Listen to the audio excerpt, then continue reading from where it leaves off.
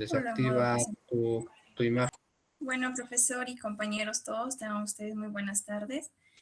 Bueno, en esta oportunidad nos tocó exponer sobre el tema del síndrome de dificultad respiratoria.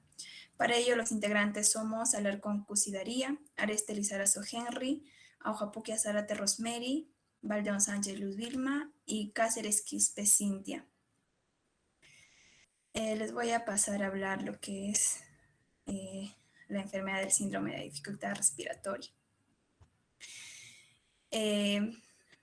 Según, bueno, el síndrome de dificultad respiratoria nos dice que es el sinónimo de distrés respiratorio.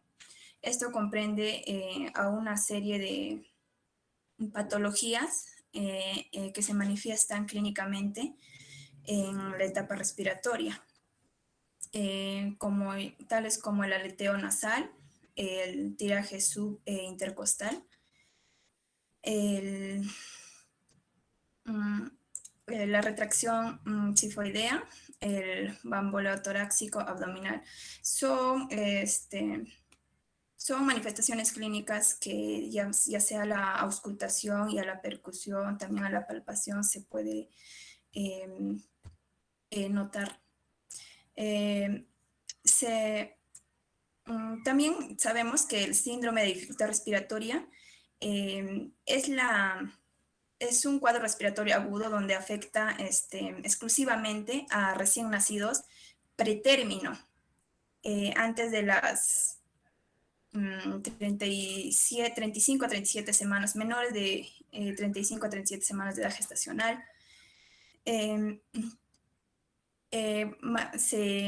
¿A causa de qué? Al déficit de una sustancia denominada surfactante. El pulmón con déficit de surfactante es incapaz de mantener una aireación y un intercambio gaseoso eficaz y adecuado. Como le iba diciendo, que típicamente esto afecta a los recién nacidos. El surfactante es una sustancia tensioactiva que produce los neumocitos de tipo 2. Esto es lo que lo recubre el alveolo. La incidencia de esta enfermedad aumenta inversamente respecto a la edad gestacional. Mientras sean menor los recién nacidos con menor edad gestacional, va a aumentar la incidencia de esta enfermedad que es el SDR, el síndrome de dificultad respiratoria. Siguiente, por favor. Esperas que yo te diga, por favor, compañera. En la fisiopatología tenemos lo que es el retraso de la reabsorción del líquido pulmonar fetal desde el sistema linfático pulmonar. Esto se presenta con la disminución o disminuye la distensibilidad pulmonar debido a la falta de esta sustancia tensioactiva que es el surfactante. Aumenta la resistencia de las vías aéreas y de ello también el aumento de la frecuencia respiratoria en las retracciones y retracciones, ¿no? Siguiente, por favor. Manifestaciones clínicas. En las manifestaciones clínicas, las más frecuentes son lo que es la taquipnea. Es la frecuencia respiratoria, se manifiesta mediante una frecuencia respiratoria mayor a 60 respiraciones por minuto. Tenemos también lo que es el quejido. Es un ruido producido con el paso del aire por las cuerdas vocales, evitando el colapso alveolar y mejorando la capacidad residual funcional. Tenemos también lo que son las retracciones. Estas retracciones son intercostales y subcostales, y en menor grado sifoidea, debido a en la pared torácica del pretérmino tiende a colapsar. La siguiente, por favor. Tenemos el aleteo nasal. El aleteo nasal es el aumento de tamaño de las fosas nasales durante la inspiración. El recién nacido y el flujo del aire a través de la nariz constituye el más de 50% del flujo total. Esta manifestación es más evidente porque es más constante lo que es el aleteo nasal. La cianosis es sabemos que la cianosis es el color amarillento ya sea de la piel o se puede notar en la vista, ¿no? La cianosis central nos dice que se produce cuando aumenta la hemoglobina. Ya. La hemoglobina no saturada por encima de 40 a 50 gramos por litro. Generalmente aparece con el perímetro, con la presión arterial de oxígeno menor a 35 milímetros de mercurio. También otra de las manifestaciones clínicas es la alteración en la auscultación pulmonar. Esto va relacionado. Luz, a ver, repite, ¿qué cosa es la cianosis? Sí, profesor, tuvo un pequeño error. Bueno, la cianosis se produce cuando se da el aumento de hemoglobina no saturada por encima de los 40, por encima de los valores normales que es de la hemoglobina. Continúe, por favor. 40 a 50 gramos por litro. Siguiente diapositiva, por favor. El tratamiento. En el tratamiento tenemos lo que es Ay, un ratito. Bueno, ya en el tratamiento tenemos lo que es la administración de surfactante exógena por vía endotraqueal. Se produce rápido. Bueno, la aplicación de este surfactante produce una rápida mejoría de la oxigenación en el neonato, ya que aumenta la capacidad residual y funcional de la distensibilidad de los pulmones, con disminución de la necesidad de oxígeno. O sea, ya no necesita en su mayor cantidad del oxígeno porque ya tiene la oxigenación necesaria. El siguiente tratamiento también sería lo que es la oxigenoterapia. Como objetivo tenemos que incrementar la FiO2 para mantener una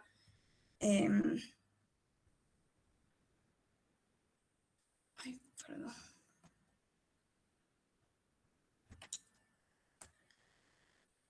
Señorita, continúe, ¿qué pasa? Ya, profesor, disculpa. La oxigenoterapia se puede aplicar mediante diferentes medios o diferentes mecanismos, ya sea como la mascarilla o piezas nasales. Todo esto se tiene que aplicar previamente humedecido y calentado para no causar daños. Como otro tratamiento tenemos la asistencia respiratoria. La asistencia en las vías respiratorias puede aplicarse precozmente para así evitar lo que es el colapso pulmonar en los neonatos, ya que esto favorece lo que es la síntesis del surfactante y así modificar lo que es el SDR, ¿no? El curso del síndrome de dificultad respiratoria. Siguiente, por favor. Ya. Las causas del síndrome de dificultad respiratoria. Tenemos, bueno, las causas, más que nada se debe, como principal causa, ya iba mencionando que es la falta de surfactante, ¿no? Que es la sustancia que ayuda a los pulmones a inflarse con aire y esto impide que los alvéolos colapsen. Cuando menos estén desarrollados los pulmones, mayor será la probabilidad de presentar el SDR, el síndrome de dificultad respiratoria neonatal, que se manifiesta después del nacimiento. Tenemos lo que es la taquipnia transitoria. Es más conocido también como el pulmón húmedo. Se produce en los recién nacidos ya sea a los recién nacidos por cesárea o que sean más cercanos al término. Se caracteriza por la taquipnea de 80 a 120 respiraciones por minuto. Y esto, como le iba diciendo, aparece poco después del nacimiento, o por lo general también aparece poco antes del nacimiento y desaparece pasado los 5 días. Como siguiente tenemos la aspiración meconial. Es de las causas también que se presenta en el SDR. Es una dificultad respiratoria en el recién nacido, ya que el líquido amniótico es teñido de meconio y esto suele ser aspirado. Las medidas deben ser dirigidas para poder disminuir lo que es la hipoxia crónica y asfixia intraparto. Esto es lo que genera, a causa de la aspiración meconial. También la aspiración meconial se manifiesta como una de las principales enfermedades respiratorias, desde una dificultad respiratoria hasta una enfermedad leve o moderada. En casos extremos esto puede llevar incluso a la muerte. Lo que es la neumonía perinatal. En la neumonía perinatal, la neumonía puede ser adquirido en el útero durante lo que es el parto. También puede ser adquirido en posparto. ¿Qué quiere decir con neumonía perinatal? Es un agente infeccioso que logra alcanzar al pulmón a través de la vía bucofaringe cuando el bebé aspira las secreciones maternas al momento de salir por el canal del parto. O puede ser aspirado lo que es un líquido amniótico contaminado. La membrana hialina. En la membrana hialina nos dice que algunos recién nacidos entre 34 y 37 semanas pueden presentar el déficit de surfactante, ya que esto hace que colapse los alveolos. El inicio de su dificultad respiratoria en la membrana hialina es tardía, pero progresivo, y comienza luego de consumir el surfactante de reserva. Puede ir acompañado también con hipertensión pulmonar. Esto puede agravar al prematuro. Otras malformaciones tenemos como las hernias diafragmáticas, la atresia del esófago, la enfisema lobar congénito, la hipoplasia pulmonar. También hay otras causas como causas cardiovasculares como cardiopatías congénitas, arritmia cardíaca y miocardiopatías. Prevención de la SDR. La prevención para el síndrome de dificultad respiratoria en la prematuridad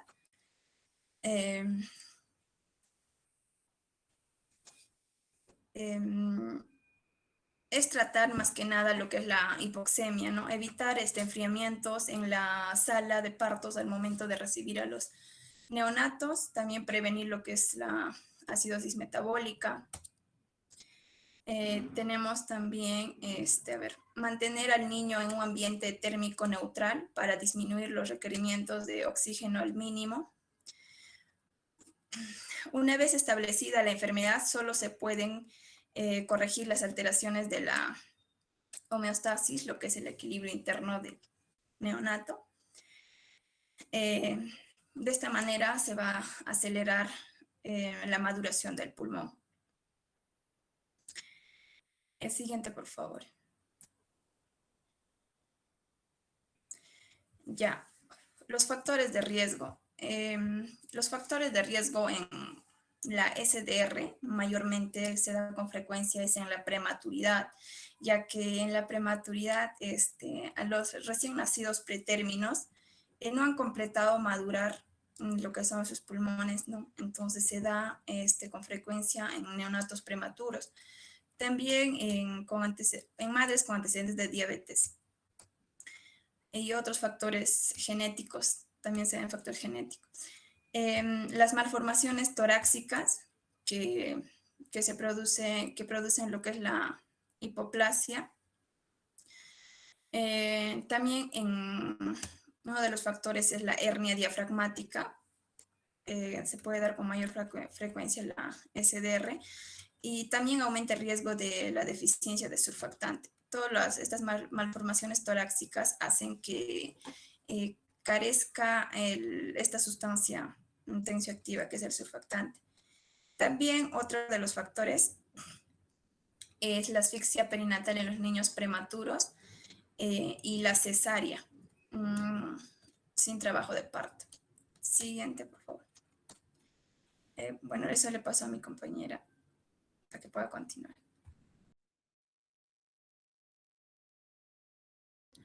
Bueno, aplicando el proceso de enfermería en el síndrome de dificultad respiratoria, vamos a ver un caso clínico acerca de un neonato pretérmino con 5 días de vida. Ingresa al servicio de UCI, neonatología, con diagnóstico de dificultad respiratoria.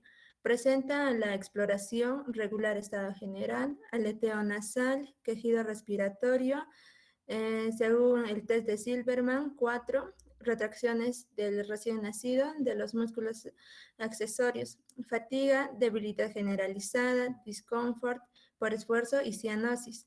Se auscultan ruidos respiratorios aumentados en ambos tórax, taquipnea, apnea del sueño, alteración en la auscultación pulmonar, hipoxia, y a su ingreso presenta la temperatura de 36.5 grados centígrados, la frecuencia cardíaca de 170 latidos por minuto, la frecuencia respiratoria de 75 respiraciones por minuto, la saturación de oxígeno al 75% y la presión arterial de 60 sobre 35 milímetros de mercurio.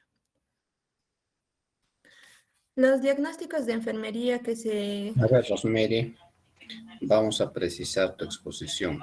En los diagnósticos nos vas a explicar la clasificación, luego el diagnóstico de enfermería, o sea, las dos columnas. Luego, terminado todos los diagnósticos, te pasas a la planificación, ¿sí?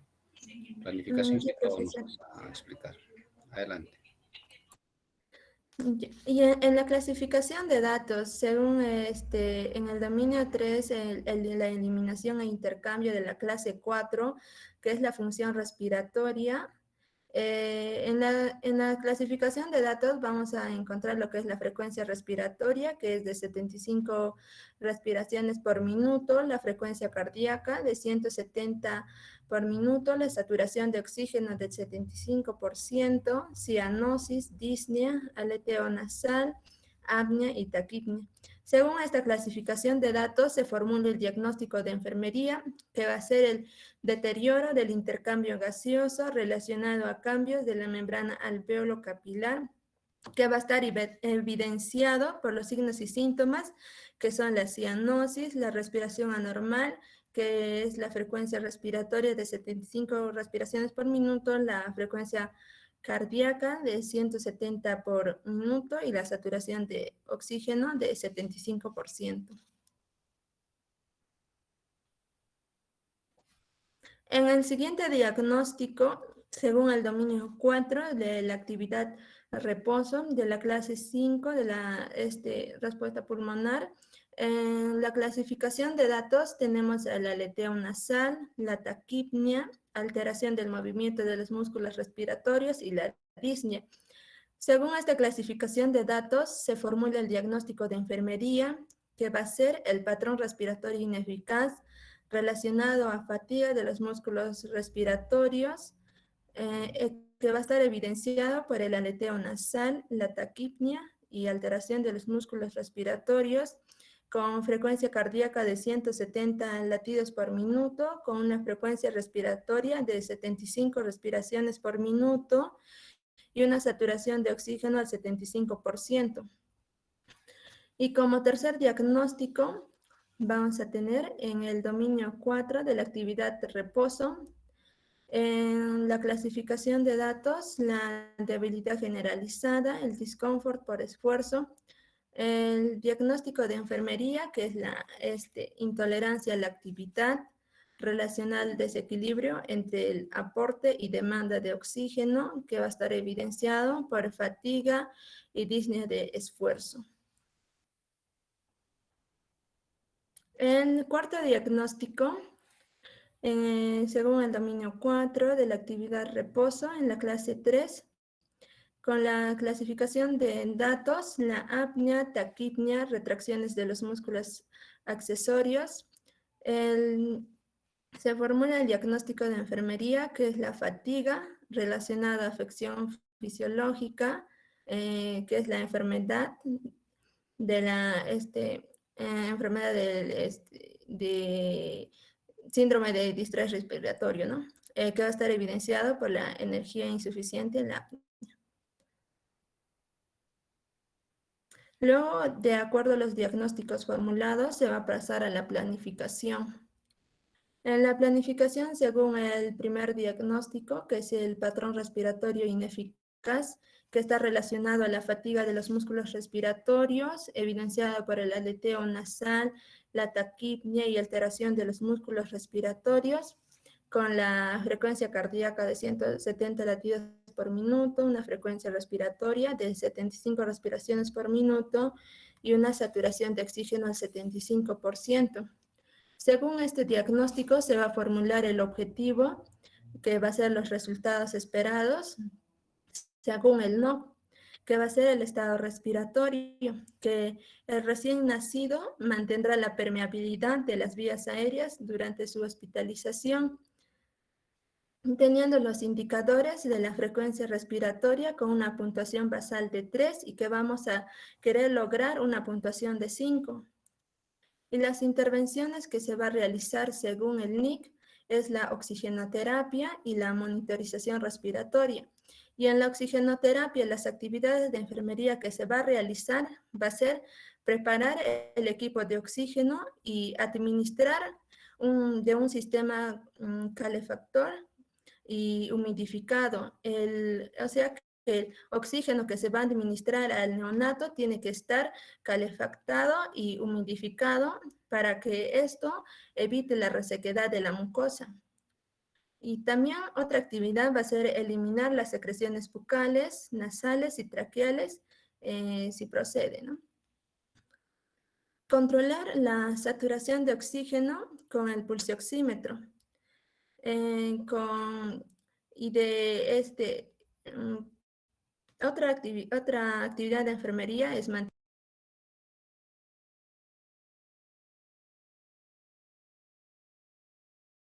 Rosemary, se fue tu audio. Activa tu audio, niña. Profesor, ¿desde qué parte no se me ha escuchado? Continúa. Recién 10 segundos. Ya, profesor, no sé, solito se ha desactivado. Ya, en las actividades de enfermería, se debe controlar la saturación de oxígeno con el pulsioxímetro. También debemos mantener la permeabilidad de las vías aéreas. Debemos vigilar el flujo de los litros de oxígeno por cámara de Hot. Vigilar la frecuencia o ritmo, profundidad y esfuerzo de las respiraciones cada 2 horas por si aparece alguna alteración, ¿no?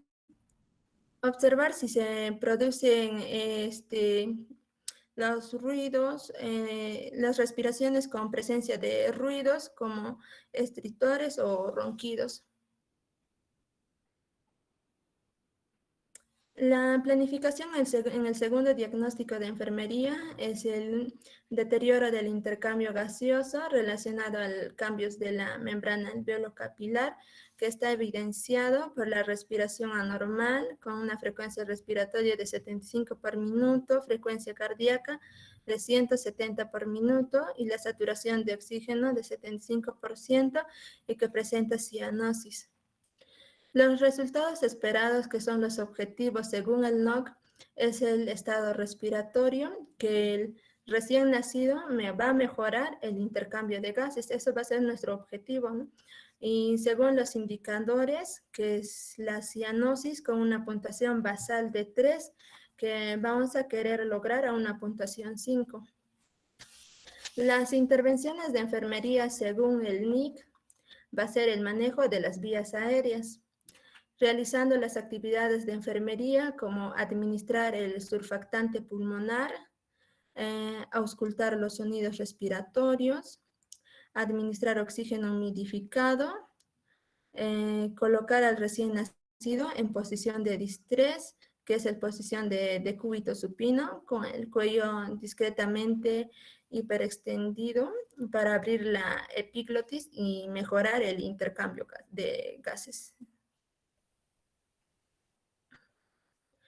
En el tercer diagnóstico es la intolerancia a la actividad relacionada al desequilibrio entre el aporte y demanda de oxígeno, que está evidenciado por la fatiga y disnea de esfuerzo. Con el que tenemos como objetivo, según el NOC, que es la tolerancia a la actividad, que el recién nacido aumentará su tolerancia en la actividad. Con los indicadores de saturación de oxígeno en respuesta a la actividad, que con la puntuación basal de 3 y la puntuación que queremos lograr a 4. Y el segundo indicador, que es la frecuencia respiratoria en respuesta a la actividad, con una puntuación basal de 3 y una puntuación que queremos lograr a 4. Las intervenciones de enfermería según el NIC, que es el manejo de la energía, que se debe realizar las siguientes actividades, como determinar la percepción de la causa de la fatiga por parte del paciente, seleccionar intervenciones para reducir la fatiga, combinando medidas farmacológicas y no farmacológicas según proceda, observar al paciente por si aparecen indicios de exceso de fatiga física y emocional, limitar los estímulos ambientales como la luz y ruidos para facilitar la relajación. En el siguiente diagnóstico, que es el patrón respiratorio ineficaz, relacionado con la incapacidad para mantener una adecuada expansión pulmonar, que esté evidenciada por taquipnea con una frecuencia respiratoria de 75 por minuto y tiraje subcostal. Los resultados esperados, que son los objetivos según el NOC, es el estado respiratorio, que el recién nacido mantendrá su saturación de oxígeno en niveles normales, no menor a 88% ni mayor a 95%. Evitar el colapso alveolar por la ausencia. Tenemos los indicadores, que es el ritmo respiratorio con una puntuación basal 4 y la puntuación a lograr, que es 5. Las intervenciones de enfermería según el NIC es la aspiración de las vías aéreas y la monitorización respiratoria. Con las actividades de enfermería, que primeramente se debe realizar el lavado de manos para prevenir la propagación de las infecciones. Mantener la vía aérea permeable, ya que va a favorecer el intercambio gaseoso. Limpiar las fosas nasales y aspirar secreciones si es necesario. Mantener medidas de asepsia al aspirar las secreciones. Colocar al recién nacido en decúbito prono para facilitar la ventilación, ya que el cambio de posición va a mejorar la oxigenación en neonatos que presenta dificultad respiratoria. Vigilar periódicamente la fracción inspirada de oxígeno y asegurar que se administre la concentración prescrita mediante uso de mezclador de aire y oxígeno. Valorar el patrón respiratorio con el test de Silverman en cada turno. Mantener mucosa oral íntegra y administrar oxígeno humidificado. En la fase de ejecución, con el diagnóstico de patrón respiratorio ineficaz relacionado a la fatiga de los músculos respiratorios. En la ejecución se va a aplicar todas las actividades de enfermería que se ha planificado. En el caso clínico que hemos presentado en la fecha del 16 de septiembre del 2020 a las 7 de la mañana, la actividad que se ha realizado en el neonato es preparar el oxígeno. Señorita, ahí nomás le dije planificación, no le he dicho ejecución. Estás en ejecución. Ya, profesor, muchas gracias. Eso sería todo entonces.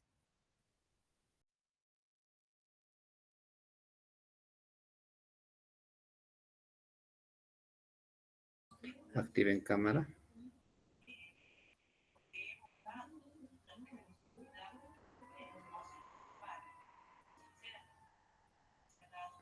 Los 3 estudiantes que no han expuesto.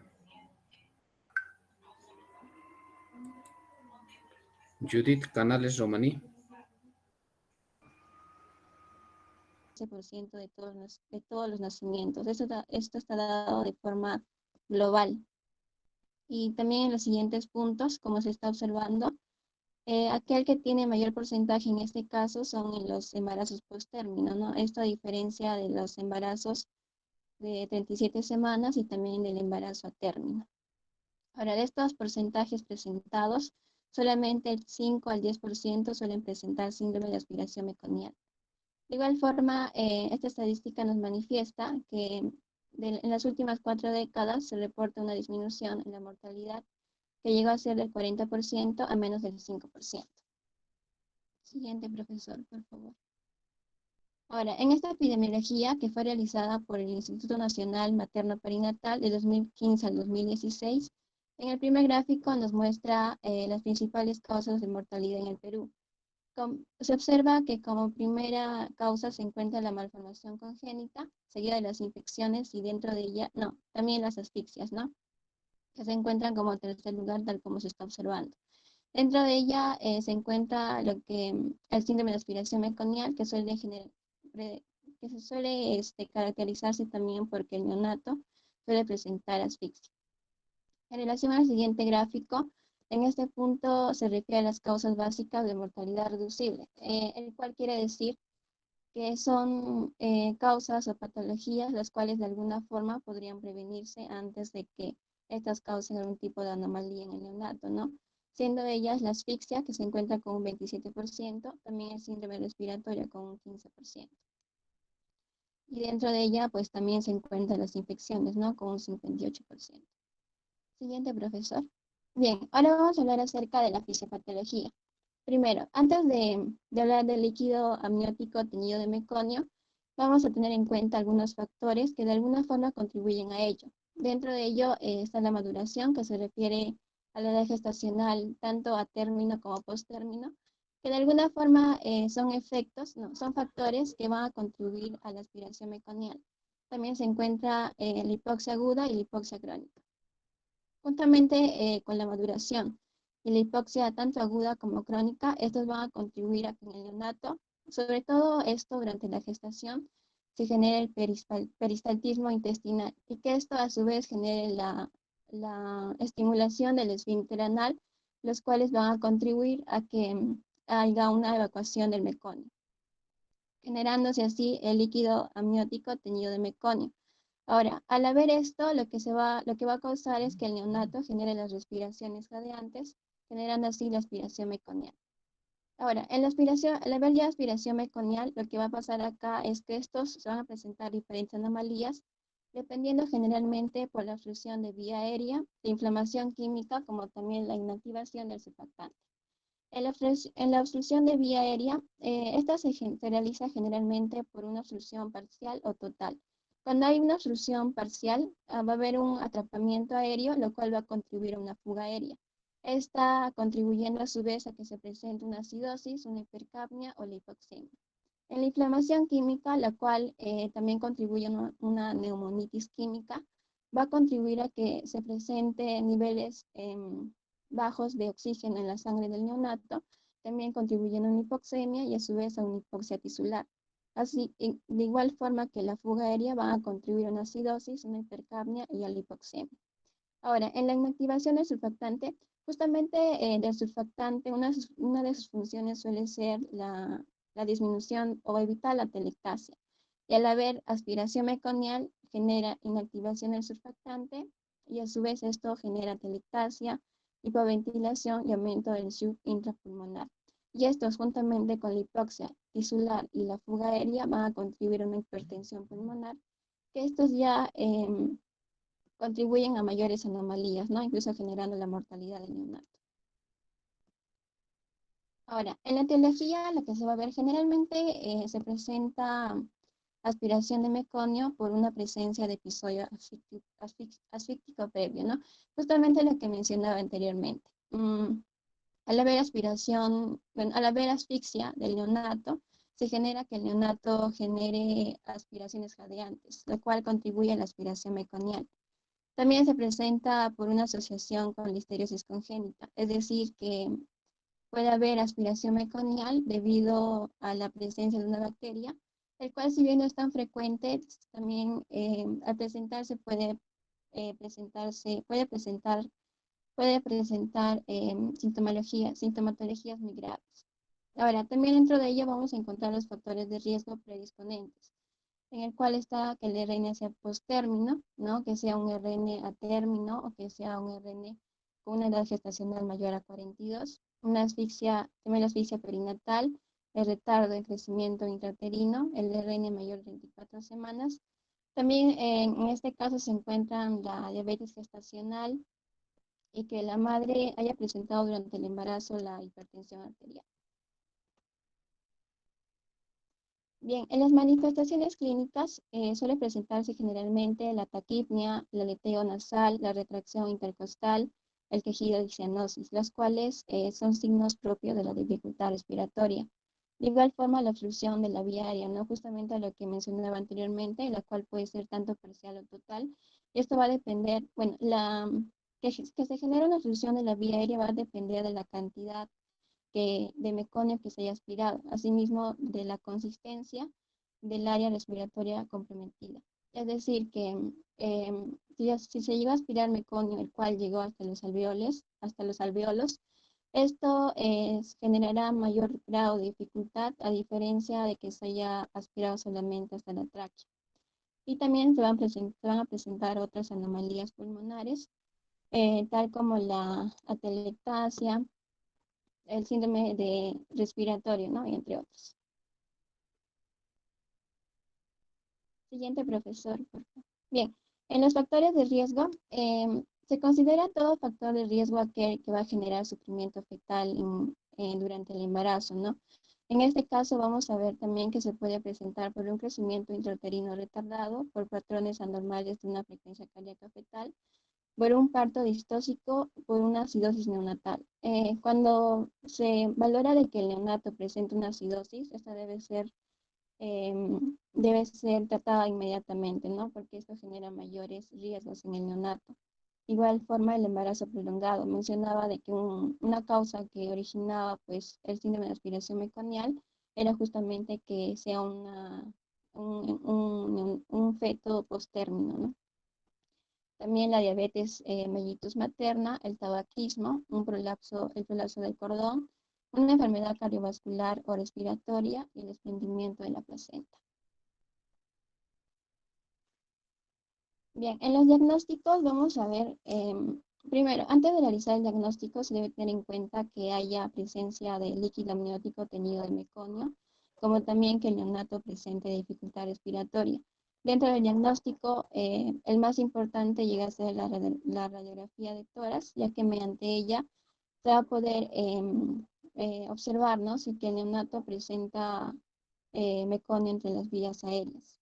También dentro del diagnóstico se encuentra la auscultación en busca de sonidos atípicos que son propios de la presencia del meconio en las vías aéreas, el análisis de sangre, mediante el cual se va a poder verificar si el neonato está teniendo el ingreso correcto de oxígeno, ¿no?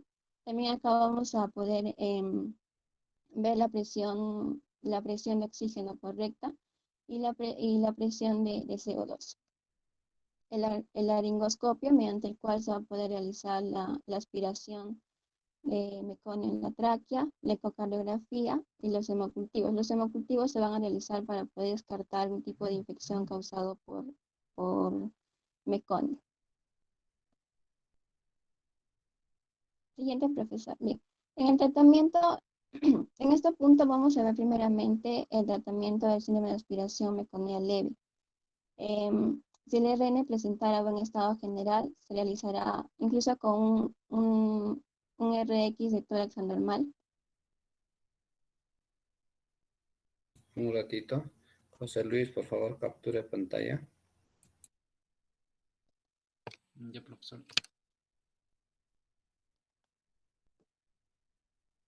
Bien, en el síndrome de aspiración meconial leve, en este caso el RN puede presentar un buen estado general, incluso con un rayo X de tórax anormal. Se le colocará en incubadora en posición de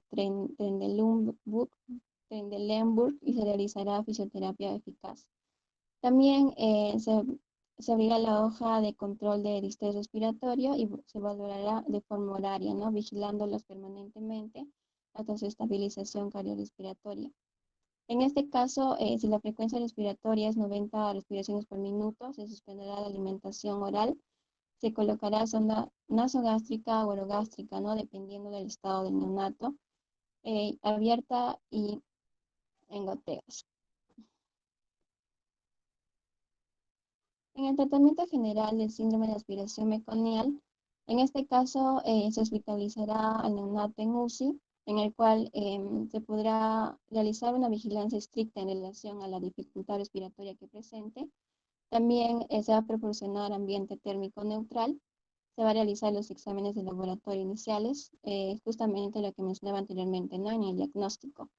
El gases en sangre, arterial, la radiografía de tórax, que suele ser el más importante en este caso, el hemograma y los hemocultivos, ¿no? Para poder descartar un tipo de infección que podría presentar el neonato.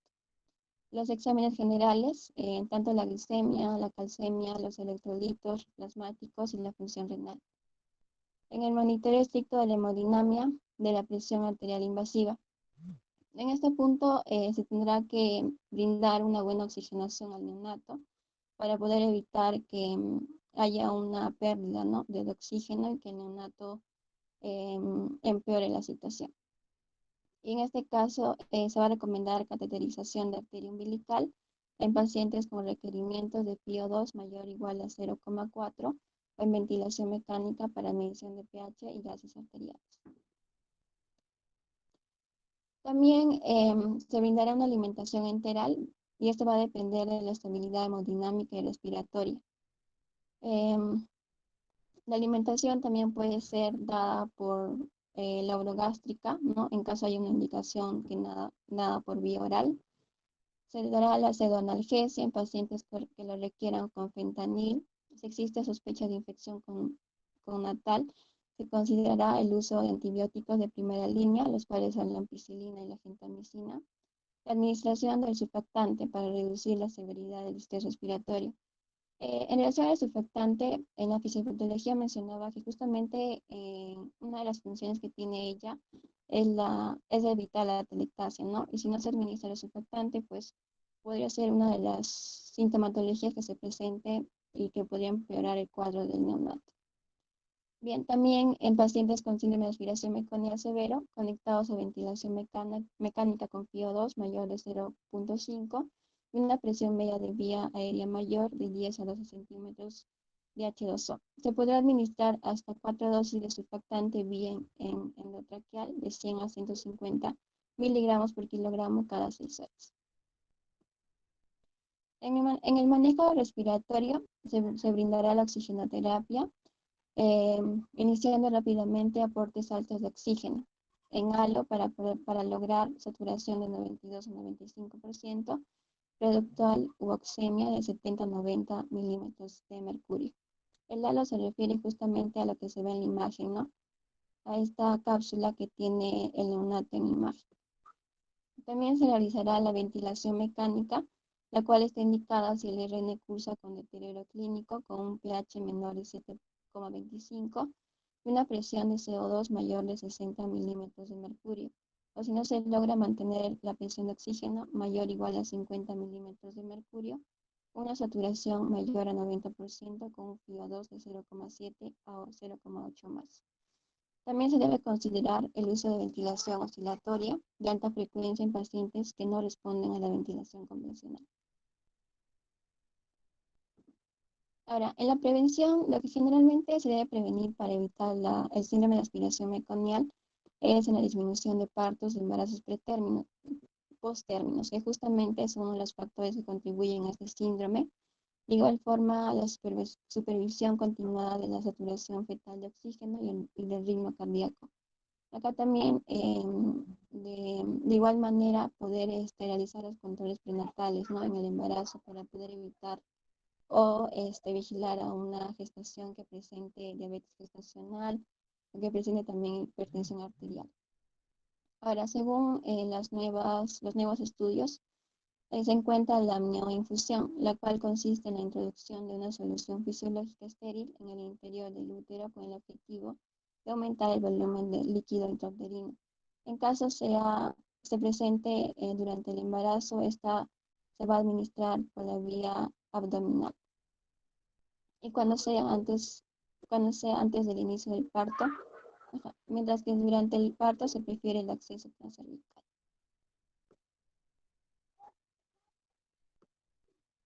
Bien, eso le voy a pasar a la compañera.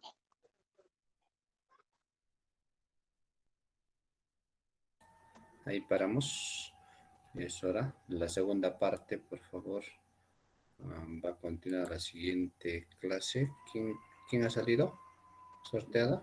Yo, profesor. ¿Quién es yo? Flores Guaranja. Tania, ¿no? Sí. Bien.